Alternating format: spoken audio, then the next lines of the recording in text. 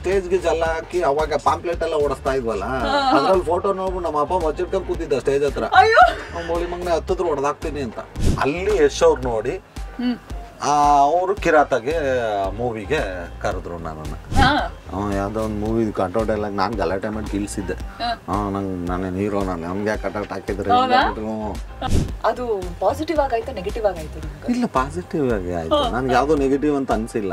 Style ಆಗಿ sweet ಆಗಿ ಹುಡುಗಿಯರ್ ಕರೆಯೋದಾದ್ರೆ ಏನಂತ ಕರಿಬಹುದು? ಚಿಕ್ಸ್ ಅಂತ ಕರಿಬಹುದು. ನನ್ನ ಫೇಸ್ ನೋಡ್ಬಿಟ್ಟು ಚಿಕ್ಸ್ ಅಂದ್ರೆ ಆ ಹೆಸರು ನನಗೆ ಸಂಬಂಧನೇ ಇರಲ್ಲ.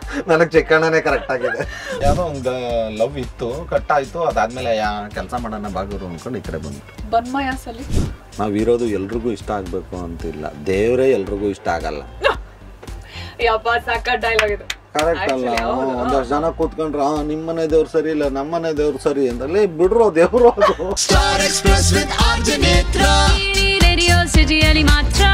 ನಮಸ್ಕಾರ, ನಾನು ನಿಮ್ಮ ಚಿಕ್ಕಣ್ಣ. ಇದು ಸ್ಟಾರ್ ಎಕ್ಸ್ಪ್ರೆಸ್ ನೇತ್ರ ಜೊತೆ. ಏನ್ ಯೋಚನೆ ಮಾಡ್ತಿದ್ದೀರಾ? ಬೇಗ ಬೇಗ ಬೆಲ್ ಐಕನ್ ಕ್ಲಿಕ್ ಮಾಡಿ. ಹಳ್ಳಿಗಳಲ್ಲಿ ಒಂದು ಮಿಡಲ್ ಕ್ಲಾಸ್ ಫ್ಯಾಮಿಲಿ ಅಂತ ಬಂದರೆ ಆಮೇಲೆ ಏನು ಆಸೆ ಇರುತ್ತೆ ನಮ್ಗಳಿಗೇನು, ಇನ್ನು ಕಾರ್ ತಗೊಬೇಕು, ಮನೆ ಕಟ್ಟಬೇಕು, ಆ ಥರದಲ್ಲಿ ಯೋಚನೆ ಮಾಡೋಕ್ಕೆ ಶಕ್ತಿನೇ ಇರಲ್ಲ. ಆ ಥರದ್ದು ಡ್ರೀಮು ಇಟ್ಕೊಳಕ್ಕಾಗಲ್ಲ. ಈಗ ನಿಮ್ಗೆ ಏನಂದರೆ ಅವಾಗ ನಾನು ಸ್ಟಾರ್ಟಿಂಗ್ ಶುರು ಮಾಡಿದಾಗ 45 ರೂಪಾಯಿ ದಿನಕ್ಕೆ ನಮಗೆ. ಆಮೇಲೆ ಒಂದು ಲಾಸ್ಟ್ ನಾನು ಬಿಟ್ಟಿದ್ದು 350 ರೂಪಾಯಿ ಬಂದಾಗ ಪರ್ ಡೇ. ನೀವೊಂದು 100 ರೂಪಾಯಿನೇ ಇಟ್ಕೊಳ್ರಿ ಅವರೇಜು. 100 ರೂಪಾಯಿ ಅಂದರೆ ತಿಂಗಳಿಗೆ 3000 ಆಯಿತು. 3000ದಲ್ಲಿ 4 ಭಾನುವಾರ ಕಳೆದ್ರೆ 4×2 120 ಹೋದ್ರೆ ಎಷ್ಟಾಯ್ತು?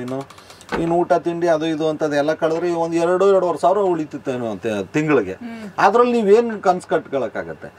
ಅಲ್ಲಿ ಜೀವನ ನಡೆಯೋದೇ ದೊಡ್ಡದಾಗಿರುತ್ತಲ್ಲ. ಸೊ ಹಂಗಾಗಿ ಕೆಲಸಕ್ಕೆ ಶುರು ಮಾಡಿದ್ಮೇಲೆ ಊಟ ತಿಂಡಿಗೆ ನೋ ಪ್ರಾಬ್ಲಮ್, ಹಂಗೆ ಆರಾಮಾಗಿ ಹೋಗ್ತಾ ಇತ್ತು. ಈ ನಾಟಕ ಗಿಟ್ಕೊಂಡು ಕಲ್ಸ ದೃಶ್ಯ ಕಲಾವೇದಿಕೆ ಶ್ರೀಹರಿ ಅಂತ ಅವ್ರದ್ದು ಒಂದು ಟೀಮ್ ಇತ್ತು. ಅಲ್ಲಿ ರಾಜ್ಯೋತ್ಸವ ಗಣೇಶನ್ಗೆಲ್ಲ ಅವ್ರದ್ದು ಕಾಮಿಡಿ ಡ್ರಾಮಾ ಮಾಡ್ತಿದ್ರು. ಸೊ ಅವ್ರದ್ದು ಜಾಯ್ನ್ ಆದ. ಅವರು ಒಂದು 100 ರೂಪಾಯಿ ಕೊಡೋರು ಒಂದು ಶೋಗೆ. ಅದು ಹೆಂಗೋ ರಾಜ್ಯೋತ್ಸವ ಟೈಮಲ್ಲಿ ನಾವು ರಾಜ್ಯೋತ್ಸವ ಗಣೇಶ ಬಂದ್ರೆ ಈಗ ಹೆಂಗೋ ಒಂದು 2-3 ಸಾವಿರ ಬರೋದು ಗುರು ತಿಂಗಳು, ನಂಗೆ ಖುಷಿ ಇರೋದು. ಸೊ ಅದಾದಮೇಲೆ ಕಾಮಿಡಿ ಕಿಲಾಡಿಗಳು ಅಂತ ಸ್ಟಾರ್ಟ್ ಆಯಿತು. ಅಲ್ಲಿಗೆ ಬಂದು ಅದಾದಮೇಲೆ ಉದಯ ಕಾಮಿಡಿ ಅಂತ ಒಂದು ಕಾಮಿಡಿ ಚಾನಲ್ ಶುರುವಾಯಿತು. ಅಲ್ಲಿ ಆ್ಯಂಕರಿಂಗ್ ಮಾಡ್ತಿದ್ದೆ ನಾನು. ಯಾರು ಕಳ್ಸಿದ್ರು ನಿಮ್ಮನ್ನ ಇದಕ್ಕೆ, ಈ ಟಿವಿ ಇದಕ್ಕೆಲ್ಲ? ಅದೇ ಟಿವಿ ಫಸ್ಟ್ ಮಾಡಿದ್ದು ಆ್ಯಕ್ಚುಲಿ ಹೂಮಾಲೆ ಅಂತ ಒಂದು ಟೆಲಿಫಿಲಮ್ಮು DDOನಲ್ಲಿ ಬರ್ತಾ ಇತ್ತು. ಅದನ್ನು ಅದೇ ಬಾಲಣ್ಣ ಅಂತ ಅನ್ನಲ್ಲ, ಅವ್ರು ಕರ್ಕೊಂಡೋಗಿ ಮಾಡಿಸಿದ್ರು. ಅದಾದಮೇಲೆ ನಾನೇ ಕುರಿ ಪ್ರತಾಪ ನಾನು ಫ್ರೆಂಡ್ಸು ಅವಾಗಿಂದ. ನಾನು ಅಂದರೆ ಈಗ ಶ್ರೀಹರಿ ಅವ್ರದ್ದು ಒಂದು ಟೀಮ್ ಇತ್ತು ಅಂತ ಹೇಳಿದ್ನಲ್ಲ, ಅದಕ್ಕೆ ಅವನು ನಾನು ಇಬ್ಬರು ಒಟ್ಟಿಗೆ ಎಂಟರ್ ಆದ್ವಿ. ಸೊ ಅವಾಗ ನಾವೇ ಪ್ಲಾನ್ ಮಾಡಿಕೊಂಡು ನಾವು ಈ ಸ್ಕಿಟ್ಗಳು ನಾವೇ ಮಾಡೋಣ ಅಂತ ಸ್ಟೇಜಲ್ಲಿ ಅಲ್ಲಿ ಇಲ್ಲಿ ಮಾಡ್ತಾ ಇದ್ವಿ. ಸೊ ಅದನ್ನ ಎಲ್ಲಾದ್ರೂ ಇದ್ರಲ್ಲಿ ಮಾಡೋಣ. ಆಮೇಲೆ ಕಾಮಿಡಿ ಕಿಲಾಡಿಗಳಿಗೆ ನಾನೇ ಕರೆದೆ ಅವನ್ನ, ಬಾ ಹಿಂಗೆ ಮಾಡೋಣ ಅಂತ. ಅದ್ರಲ್ಲಿ ಒಬ್ರು ನಂದಕುಮಾರ್ ಅಂತ ಇದ್ರು, EP ಎಕ್ಸಿಕ್ಯೂಟಿವ್ ಪ್ರೊಡ್ಯೂಸರು. ಅವ್ರು ನೀನೇ ಮಾಡು, ಪ್ರತಾಪನ್ ಕರ್ಕೊಂಬಂದು ನಾನು ಹೇಳ್ತೀನಿ ಬೇಕಿದ್ರೆ ಅಂತ. ಆಮೇಲೆ ಪ್ರತಾಪನ್ ಕರ್ಕೊಂಬಂದು ಅಲ್ಲಿ ಮಾಡಿ, ಅಲ್ಲಿಂದ ಅದಾದ ಮೇಲೆ ಅಮೃತ ಮಹೋತ್ಸವ ಅಂತ ಸಿನಿಮಾದಾಯಿತು 75 years. ಅಲ್ಲಿ ಮಾಡಿದ್ವಿ. ಅಲ್ಲಿ ಯಶ್ ಅವ್ರು ನೋಡಿ ಅವರು ಕಿರಾತಗೆ ಮೂವಿಗೆ ಕರೆದ್ರು ನನ್ನನ್ನು. ಅಲ್ಲಿಂದ ಹಂಗೆ ಸ್ಟಾರ್ಟ್ ಆಯ್ತು ಸಿನಿಮಾ ಜರ್ನಿ. ಕಿರಾತಕದಲ್ಲಿ ಅದೇ ಸೇಮ್ ಇದು ಒಂದು ಹಳ್ಳಿ ಪಾತ್ರ. ಹೌದು, ಬೆಳೆದ್ ಬಂದಿದ್ದು ಅಲ್ಲೆಲ್ಲ ಮಾಡಿದ ಕತೆಗಳು ಸುಮ್ಮನೆ ಈಸಿ ಅನ್ಸ್ಬಿಡ್ತು ನಮ್ಗೆ. ಕಿರಾತಕ ಫಸ್ಟ್ ಮೂವಿ, ಹಂಗೇನು ಮೂವಿಲಿ ಆಕ್ಟ್ ಮಾಡ್ತಾ ಇದ್ದೀನಿ ಹಂಗೆ ಹೆಂಗೆ ಅಂತ ಅನಿಸಿಲ್ಲ. ಯಾಕಂದ್ರೆ ನಾವ್ ಇದ್ದಿದ್ದೆ ಹಂಗೆ, ನಾನು ಮಾತಾಡ್ತಿದ್ದು ಹಂಗೆ. ಈಗ ಒಂಚೂರು ಸ್ವಲ್ಪ ಹೋಗುತ್ತೆ ಬರುತ್ತೆ ಹಂಗ, ಅಮ್ಮಾಗ ಹೊಲ ಬೆಲ್ಲ ಬರ್ತೀನಿ ಅಮ್ಮಿಕಾನಿರಪ್ಪ ಹಿಂಗೆ ಇರೋದು. ಸೊ ಹಂಗ ಆ ಕ್ಯಾರೆಕ್ಟ್ರು ಅದೇ ಆಯ್ತು. ನಮ್ಗೇನು ಆಕ್ಟ್ ಮಾಡ್ತಿದ್ದೀವಿ ಅನ್ನೋ ಫೀಲೇ ಅನ್ನಿಸ್ಲಿಲ್ಲ ಅದ್ರಲ್ಲಂತೂ. ಹಂಗಾಗಿ ಅದು ಹಿಟ್ ಆಯ್ತು. ಅದಾದ್ಮೇಲೆ ಮತ್ತೆ ರಾಜಹುಲಿ, ಅದನ್ನು ಯಶ್ ಅವರೇ ಕರ್ದು ಮಾಡಿಸಿದ್ದು. ರಾಜಹುಲಿ ದೊಡ್ಡ ಮಟ್ಟದ ಸಕ್ಸಸ್ ಸಿಕ್ತು. ಅದಾದ್ಮೇಲೆ ಅಧ್ಯಕ್ಷ ಆದ್ಮೇಲೆ ತಿರುಗಿ ನೋಡ್ಲೇ ಇಲ್ಲ. ಅದಾದ್ಮೇಲೆ ಕಂಟಿನ್ಯೂಸ್ ಸಿನಿಮಾಗಳು, ಎಲ್ಲ ಸಿನಿಮಾದಲ್ಲೂ ಒಂದು ಸೀನ್ಗಾದ್ರೂ ಚಿಕ್ಕಣ್ಣ ಬಂದು ಹೋಗ್ಬೇಕಿತ್ತು. ಹಾಗೆ ಇದುವರೆಗೂ ಏನು ಕಾಮಿಡಿ ಪಾತ್ರಗಳಲ್ಲಿ ಒಂದು ಫುಲ್ ಒಂದು ಧ್ವಜ ಹಾರಿಸಿಬಿಟ್ರಿ. ಹೌದು, ನಾನು ಕಾಮಿಡಿಯನ್ ಆಗಿ ಕಟೌಟೆಲ್ಲ ಹಾಕ್ಬಿಟ್ರು ನಂದು. ಯಾವ್ದೋ ಒಂದು ಮೂವಿ ಕಟೌಟೆಲ್ಲ ನಾನು ಗಲಾಟೆ ಮಾಡಿ ಕಿಲ್ಸಿದ್ದೆ. ನಾನೇನು ಹೀರೋ, ನಮ್ಗೆ ಕಟೌಟ್ ಹಾಕಿದ್ರೆ ಅಂತ. ದೇವ್ರೆಲ್ಲನೂ ಕೊಟ್ಟ ನಂಗೆ, ತುಂಬಾ ಚೆನ್ನಾಗಿ ಕೊಟ್ಟರು. ಸೊ ನಡೀತು ಒಂದು ರೇಂಜ್ಗೆ ಕಂಟಿನ್ಯೂಸ್ ಸಿನಿಮಾಗಳು ಸಿಕ್ಕಾಪಟ್ಟೆ. ಚಿಕ್ಕಣ್ಣ ಎಷ್ಟು ಬ್ಯುಸಿ ಅಂತಂದ್ರೆ ಅದಾದ್ಮೇಲೆ ಬರ್ತಾ ಓಕೆ ಚಿಕ್ಕಣ್ಣವ್ರು ತುಂಬಾ ಬ್ಯುಸಿ ಆಗ್ಬಿಟ್ಟಿದ್ದಾರೆ ಅನ್ನೋ ಮಾತು ಜಾಸ್ತಿ. ಪ್ರಾಬಬ್ಲಿ ಕೈಗೆ ಸಿಗ್ತಾ ಇಲ್ಲ, ಈ ಮಾತುಗಳೆಲ್ಲ ಓಡಾಡೋಕೆ ಶುರು ಆಗ್ಬಿಟ್ವು. ಅದು ಪಾಸಿಟಿವ್ ಆಗಾಯ್ತಾ ನೆಗೆಟಿವ್ ಆಗಾಯ್ತು ನಿಮ್ಗೆ? ಇಲ್ಲ, ಪಾಸಿಟಿವ್ ಆಗಿ ಆಯಿತು. ನನಗೆ ಯಾವುದೋ ನೆಗೆಟಿವ್ ಅಂತ ಅನಿಸಿಲ್ಲ. ನಾನು ನೆಗೆಟಿವ್ ಪಾಸಿಟಿವ್ ಅಂತ ತಲೆನೂ ಕೆಡಿಸ್ಕೊಳ್ಳಲ್ಲ. ಸಿ, ಆಮೇಲೆ ನಾವು ಮಾಡೋದು, ನಾವು ಇರೋದು ಎಲ್ರಿಗೂ ಇಷ್ಟ ಆಗಬೇಕು ಅಂತಿಲ್ಲ. ದೇವರೇ ಎಲ್ರಿಗೂ ಇಷ್ಟ ಆಗಲ್ಲ. ಯಪ್ಪ ಸಾಕ ಡೈಲಾಗ್ ಇದು. ಕರೆಕ್ಟ್ ಅಲ್ಲ? ಒಂದಷ್ಟು ಜನ ಕೂತ್ಕೊಂಡ್ರೆ ನಿಮ್ಮನೆ ದೇವ್ರು ಸರಿ ಇಲ್ಲ, ನಮ್ಮನೆ ದೇವ್ರು ಸರಿ ಅಂತಲೇ ಬಿಡ್ರೋ. ದೇವ್ರು ಅದು ದೇವ್ರಿಗೆ ಸರಿ ಇಲ್ಲ ಅಂತಾರೆ. ಇನ್ನು ಮನುಷ್ಯಗಳಿಗೆ ಅನ್ನಲ್ವ. ಸೊ ಯಾರೇನೋ ನಾನು ತಲೆ ನಾನು ಕರೆಕ್ಟಾಗಿ ಮಾಡಿದ್ದು ಓಕೆ, ನನಗೆ ಇಷ್ಟ ಆಯ್ತಾ, ನಂಗೆ ಸರಿ ಅನ್ನಿಸ್ತಾ ಹಂಗೆ ಹೋಗ್ತಾ ಇರ್ತೀನಿ. ಬೇರೆದೇ ಅದಕ್ಕೂ ತಲೆನೂ ಕೆಡಿಸ್ಕೊಳ್ಳಲ್ಲ, ತಲೆನೂ ಹಾಕಲ್ಲ, ಕೇಳಿಸ್ಕೊಳ್ಳೋದಿಲ್ಲ ನಾವು. ಸೊ ಇವತ್ತಿಗೆ ರಿಲೇಶನ್ಶಿಪ್ ಸ್ಟೇಟಸ್ ಚಿಕ್ಕಣ್ಣ ಅವ್ರದ್ದು ಮನೆಯಲ್ಲಿ ಎಲ್ಲ ಹೇಗೆ ನಡೀತಾ ಇದೆ?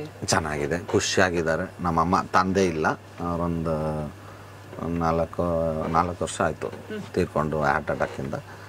ಅಮ್ಮ ಅಕ್ಕ ತಂಗಿ ಎಲ್ಲ ಇದ್ದಾರೆ, ಚೆನ್ನಾಗಿದ್ದಾರೆ, ಖುಷಿಯಾಗಿದ್ದಾರೆ. ಸೆಟ್ಲ್ ಆಗಬೇಕು ಮಗ ಅಂತ ಹೇಳ್ತಾ ಇರ್ತಾರ? ಹೇಳ್ತಿರ್ತಾರೆ, ಏನು ಮಾಡಕ್ಕ. ಸೊ ಏನು ಉಪ್ಪಿಟ್ಟು ಕೆಸರು ಬರ್ತಿನೋ ಕಾರ್ಯಕ್ರಮ ಇದೆಯಾ ಅಥವಾ ಇಲ್ಲ ಇಲ್ಲ, ಯಾರು ಯಾಕೋ ನಾಚ್ಕೊಳ್ತಿರೋದ್ ನೋಡಿದ್ರೆ ಜಾಸ್ತಿನೇ ಕೇಳ್ಬೇಕು ಇವಾಗ.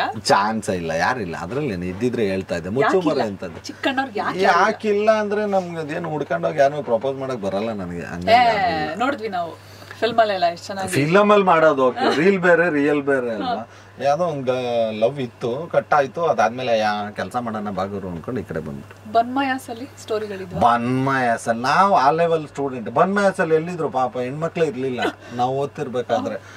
ಇಡೀ ಕಾಲೇಜ್ಗೆ 5 ಜನನೋ 6 ಜನನೋ ಇದ್ರು ಹುಡುಗಿರು ಅಷ್ಟೇ. ಅವಾಗ ಬರೀ ಹುಡುಗರೇ ಇದ್ದಿದ್ದು. ಇವಾಗ ಇರ್ಬೇಕೇನೋ, ಅವಾಗ ಚಾನ್ಸೇ ಇಲ್ಲ, ಇರ್ಲೇ ಇಲ್ಲ.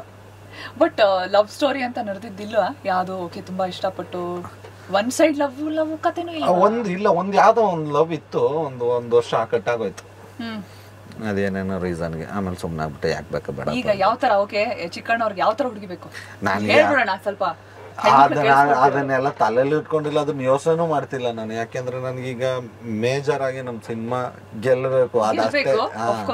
ಆಲ್ಸೋ ಚಿಕ್ಕಣ್ಣ ಹುಡುಗಿಯರಿಗೆ ಸ್ವಲ್ಪ ಮಿಸ್ ಹೊಡಿಯುತ್ತೆ. ಸ್ಟೈಲ್ ಆಗಿ ಸ್ವೀಟ್ ಆಗಿ ಹುಡುಗಿಯರ್ ಕರೆಯೋದಾದ್ರೆ ಏನಂತ ಕರಿಬಹುದು? ಚಿಕ್ಸ್ ಅಂತ ಕರಿಬಹುದು.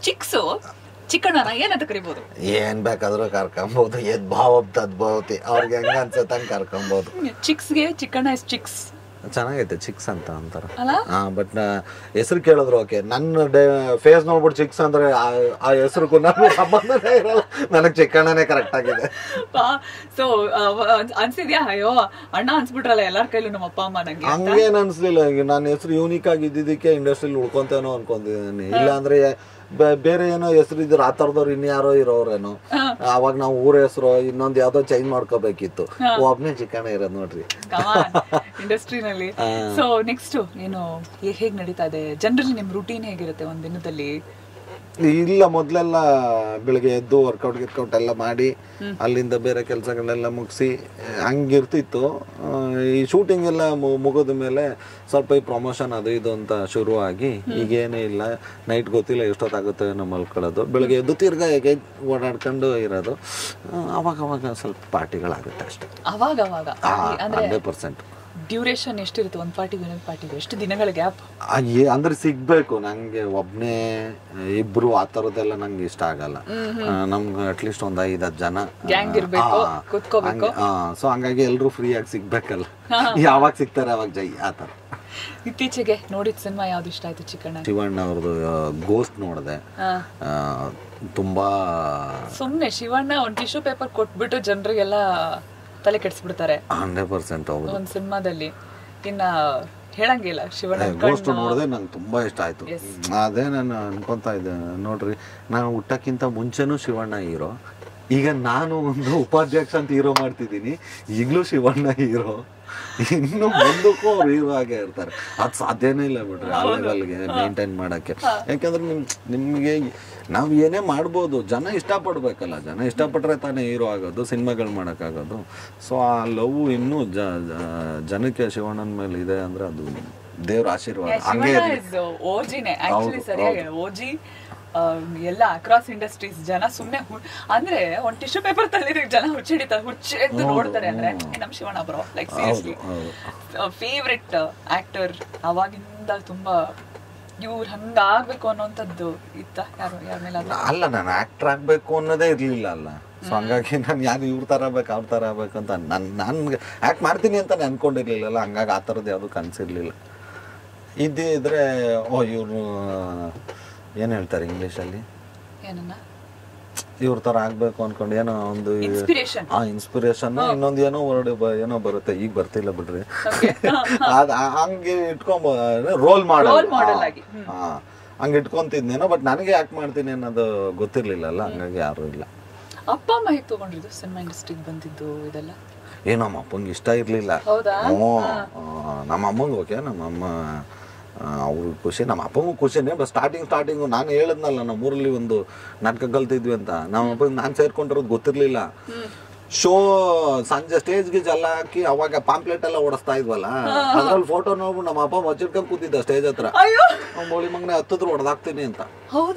ಆಮೇಲೆ ನಮ್ಮ ಊರವರೆಲ್ಲ ಸೇರ್ಕೊಂಡು ನಮ್ಮ ಅಪ್ಪನಿಗೆ ಹೊಡೆದು ಪೊಲೀಸ್ ಕೊಟ್ಬಿಡ್ತೀವಿ ಅಂತೆಲ್ಲ ಎದುರಿಸಿ ಸುಮ್ಮನೆ ಮಾಡಿದ್ದ. ಆಮೇಲೆ ನಾನು ಆ ನಾಟಕ ಆದ್ಮೇಲೆ 3 ದಿನ ಮನೆಗೆ ಹೋಗಿಲ್ಲ, ನಮ್ಮ ಅಪ್ಪ ಕೊಡ್ತಾನೆ ಸರಿಗೆ ಅಂತ.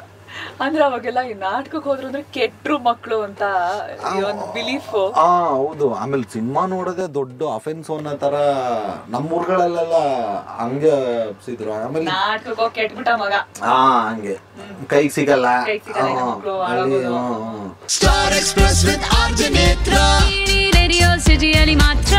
ಇಂತಹ ಹೆಚ್ಚಿನ ಕಾಂಟೆಂಟ್ಗಳಿಗೆ ಸಬ್ಸ್ಕ್ರೈಬ್ ಆಗಿ radio city Kannada YouTube channel.